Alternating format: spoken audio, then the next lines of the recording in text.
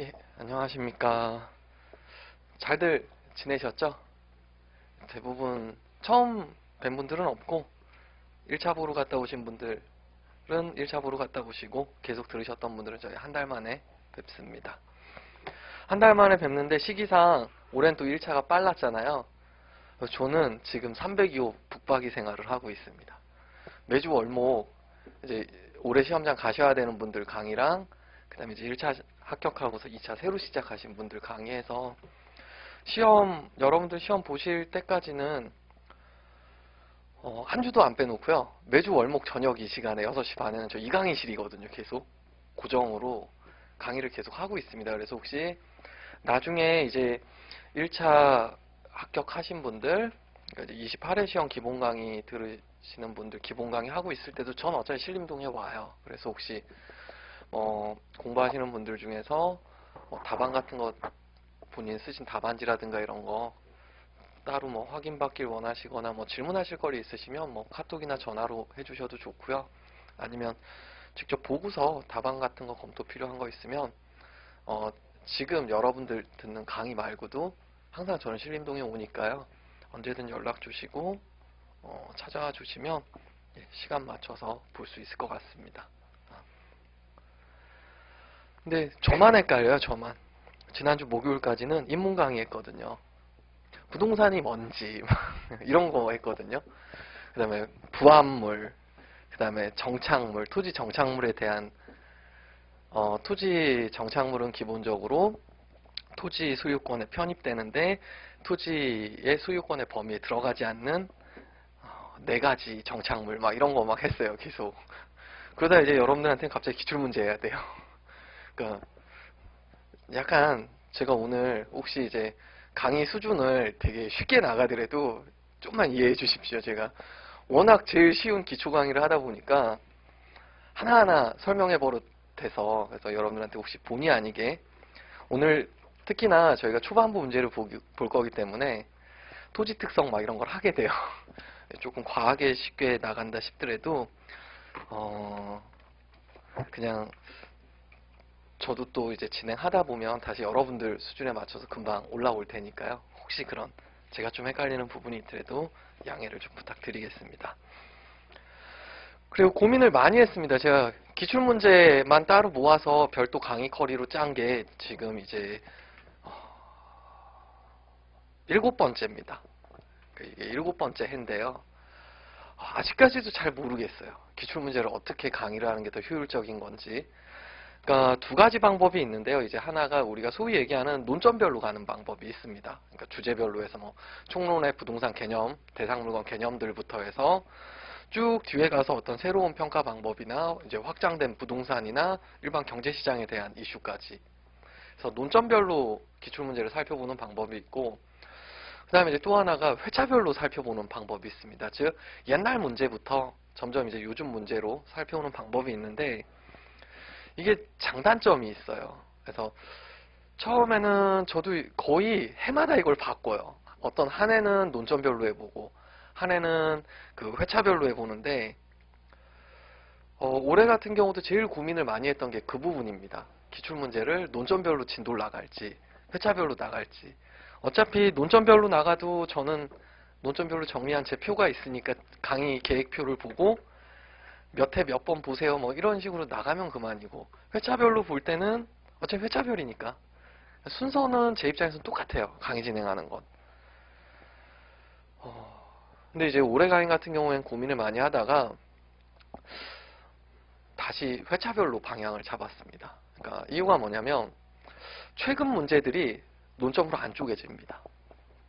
그러니까 소위 얘기해서 1번 문제, 2번 문제라고 하는 큰 문제들이 한 파트의 문제가 아니에요.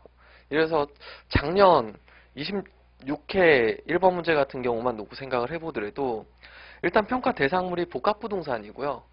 복합부동산, 토지건물로 구성된 복합부동산이고 건물 부분을 그 A라는 소유자가 가지고 있으면서, 그러니까 A 법인이 가지고 있으면서 101호, 102호 나눠서 101호는 자기 법인 사무실로 쓰고 있고 102호는 이제 B한테 임대해줘서 쓰도록 한 그 상황에서 이제 질문해서 낸 게, 첫째는 토지 건물 감정평가 할 때 일반적인 방법에 대한 얘기들, 그리고 그 방법이 적정한가.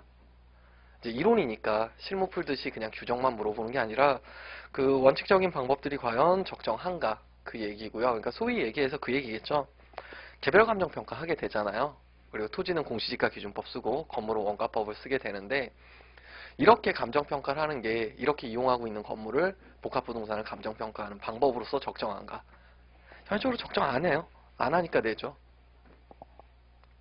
적정한가 물어봤으면 적정 안 할 거예요. 이건 시험에서 상식적이잖아요. 되게 쉽게 생각해봐요. 법규에서 뭐 A씨가 뭐 토지 소유자든 이해관계인인데 굉장히 불쌍해요. 문제 사안을 보더라도 되게 딱해요. 그래서 권리구제 가능성을 물어봤다 이러면 현행 법률에선 없을 거예요. 그러니까 시험에서 물어보거든요. 어떤 새로운 학설을 해보든가 뭐 입법론적으로 보완돼야 될 부분이라든가 아니면 법률 해석을 좀 달리해서 권리구제 줄 방법이 없겠느냐 이렇게 케이스에서 물어보는 것처럼. 그리고 이제 작년에 두 번째 물음 자체는 임차인이 있습니다. 이제 즉 A법인이 자기네 사무실로 쓰고 있던 공간을 새로운 임차인한테 또 임차해 줄 계획이에요.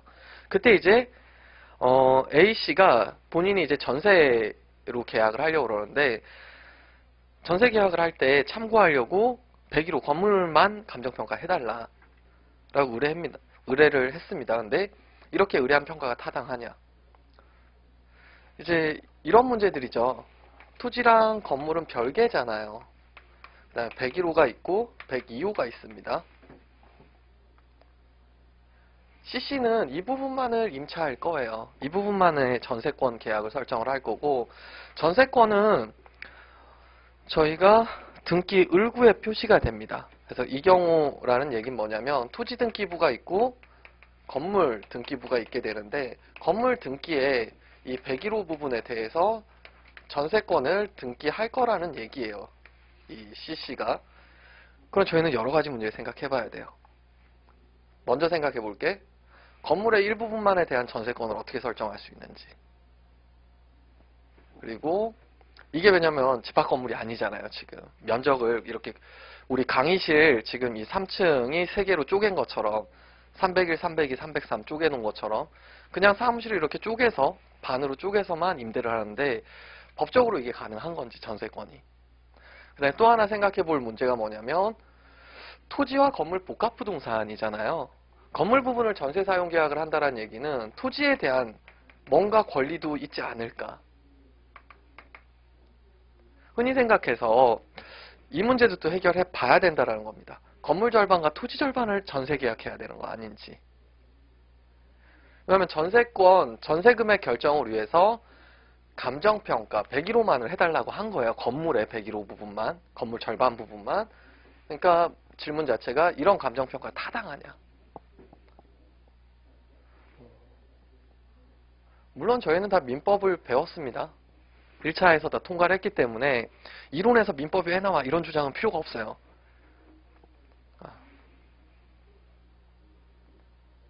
그러니까 이게 타당하냐. 기존의 감정평가 이론서를 아무리 뒤져도 안 나오는 내용이죠. 이거는 케이스니까. 그 다음에 세 번째 질문은 이제 A법인이 이 건물을 원래 짓기 전에 토지의 저당권을 잡았던 거예요. 이 토지의 A법인 자체가 저당권을 설정을 해서 돈을 빌려왔다란 얘기죠. 그래서 그 빌린 돈으로 건물을 지었어요. 근데 이제 건물에는 저당권을 안 잡았습니다.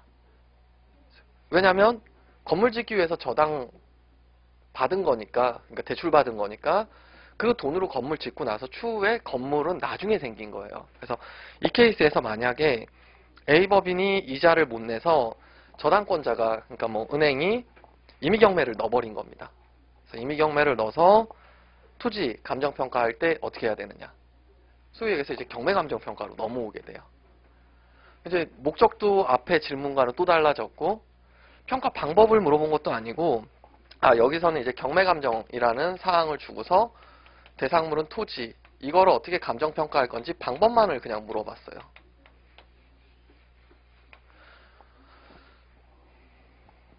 논점의 핵심이 뭐냐면 토지상에 건물이 이제 존재를 하잖아요. 그러니까 건물이 존재하는 토지와 건물로 구성된 복합부동산에서 토지만 지금 경매에 들어온 겁니다. 그래서 감정평가가 들어온 거예요. 이걸 감정평가 해달라라고 법원에서 이제 평가명령이 나왔겠죠. 감정인한테. 어떤 방법으로 쓸 거냐. 정말 그럼 제일 먼저 여러분들이 떠오르시는 건 그런 거겠죠. 슈리릭 스쳐가는 거는 저 건물을 같이 경매 넣어야 되는 거 아니야? 그걸 안 물어봤어요. 경매를 어떻게 집행해야 되는지 이런 걸 물어본 게 아니에요. 그거면 우리가 법무사겠죠. 법무사거나 법원행시일 거예요. 우리는 그냥 토지만 들어온 거예요. 이걸 어떻게 평가할 거냐. 방법은 쉽잖아요. 공시지가기준법. 그 다음에 다른 방법들. 근데 이제 가격을 매기는 과정에서 지상 건물이 존재한다라는 걸 어떻게 반영할 건지 그게 고려가 돼야 될 겁니다. 그리고 네 번째 문제는 이제 해당 토지가 용적률이 50%예요. 문제사항 자체가 용적률이 50%인데 옆에 토지들은 100%라는 얘기예요. 뭐 되게 특이한 상황인데 A법인이 용적률 100%를 이제 조건으로 하는 감정평가를 의뢰를 했대요. 대상이 50%인데 옆에 인근 토지들이 100%다. 그래서 100%로 감정평가를 해달라. 이 조건부 평가가 가능하겠느냐. 작년 1번 문제거든요. 논점으로 쪼개려면 이건 어떻게 쪼개야 되죠? 이 문제는 못 쪼개요. 못 쪼개고 그냥 그나마 쪼갠다면 그럴 것 같아요. 이론 문제 케이스? 그래서 아마 작년에 이제 재작년 준사례형, 작년에 사례형으로 이렇게 쭉쭉 최근에 나오면서 출제 패턴 자체가 바뀌고 있는 것 같아요. 점점 아무래도 모든 문제가 이런 식으로 종합 문제가 나오지는 않겠지만 시험 중에 1, 2번 중에 최소 한두 개는 혹은 1, 2번 다는 당분간은 이런 종합 문제로 나올 것 같습니다. 그래서 논점별로 쪼개는 게 지금은 별로 효과적이지 않을 것 같아서 그래서 그냥 회차별로 진행을 할 거고요. 그래서 상대적으로 그래서 무게중심을 요즘 최근 문제들의 무게중심을 둘 겁니다. 그래서 좀 과거 문제들은 여러분들이 익숙하시기도 할 거고요. 시중에서 스터디에서 기본 논점들로 서브가 정리된 게 보면 대부분 기출문제 예시답안 정리해 놓은 게 모여서 서브가 돼 있다 보니까 익숙한 내용들이 많아서 많을 거라고 생각하고요. 그래서 1회부터 해서 순서대로 쭉 보도록 하겠습니다. 그리고 교재가 작년도에 만들어 놓은 거여서 작년 시험 문제는 그냥 이렇게 추록 형태로 앞에 들어가 있고요. 이거 혹시 없으신 분들은 제가 이거 진도 나갈 때 따로 자료로 더 복사해서 드릴게요. 그래서 그것만 더 끼우시면 되니까 책이 인쇄 새로 하면서 판형만 좀 바꿨어요. 개인적으로는 B5 사이즈를 좋아하는데 작년에 뭐 소량 인쇄하는 과정에서 이런저런 이유로 A4 사이즈였다가 그래서 이번에 나온 책이 그냥 작고 대신 줄인 대신 두꺼워진 거예요. 그래서 내용은 똑같습니다. 개정한 건 아니거든요. 그러니까 작년 거 갖고 계신 분들은 그 책 그냥 보시면 됩니다. 그리고 또 하나는 이번 기출문제 강의 동안은 내용 설명보다는 목차 잡는 연습을 더 많이 할 겁니다. 무게중심을. 내용은 여러분들이 이제 책 보면 다 아시잖아요. 지금쯤이야 시중 서브 교재도 있을 거고 본인 들으시는 스터디 자료도 다 갖고 계실 테니까 내용은 알아서 찾아보시고 목차를 구성하는 방법에 대해서 검토를 더 중점을 두고 하겠습니다. 강의에 대한 개관은 여기까지고요. 오늘은 많이는 안 나갈 거예요. 26개 시험 중에 쿨하게 목표치는 최소 4회까지는 반드시 나갈 거고요. 시간이 허락한다면 5회까지 들어가거나 말거나 1회 문제부터 좀 보겠습니다.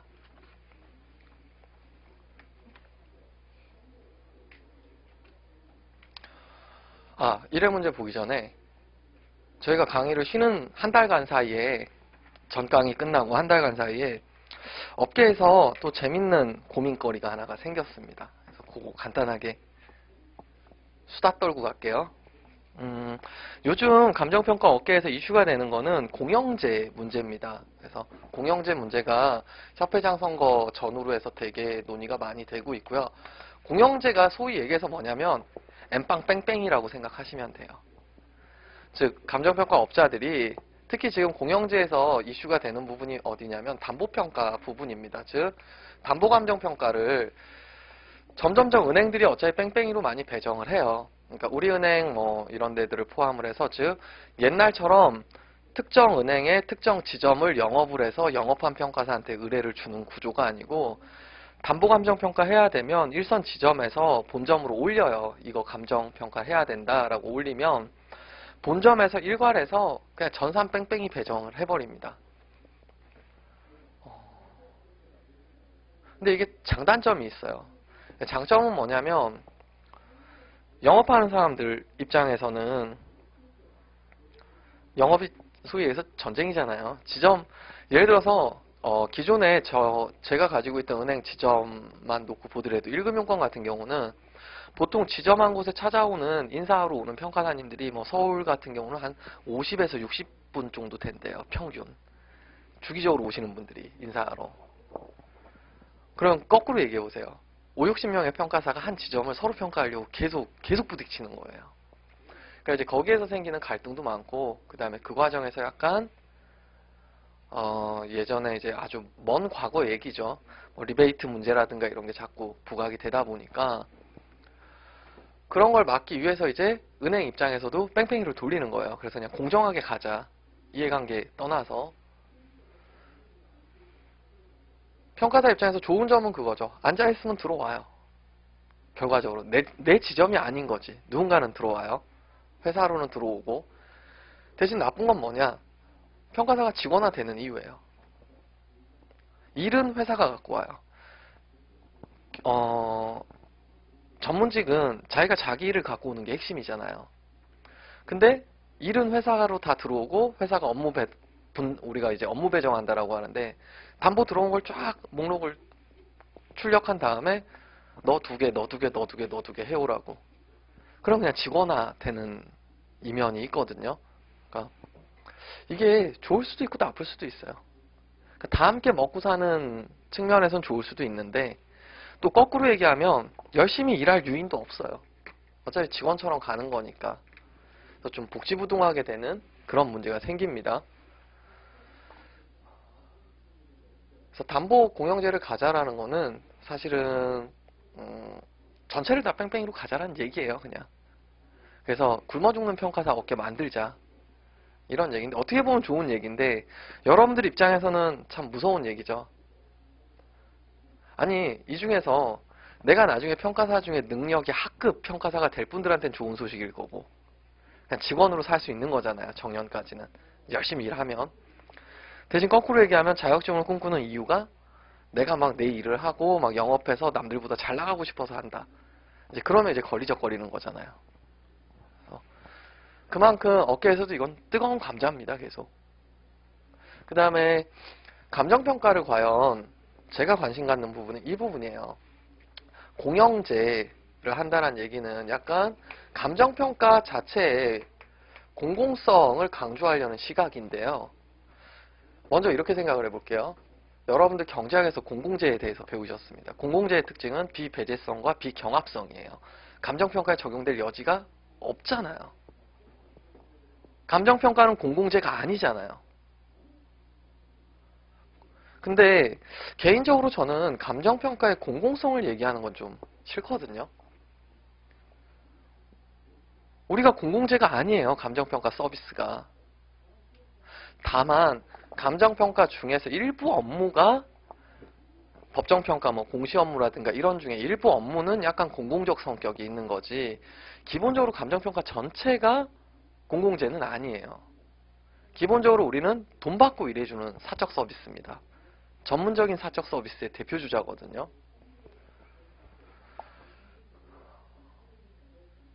차라리 우리한테 중요한 건 공공성이 아니라 공정성이죠.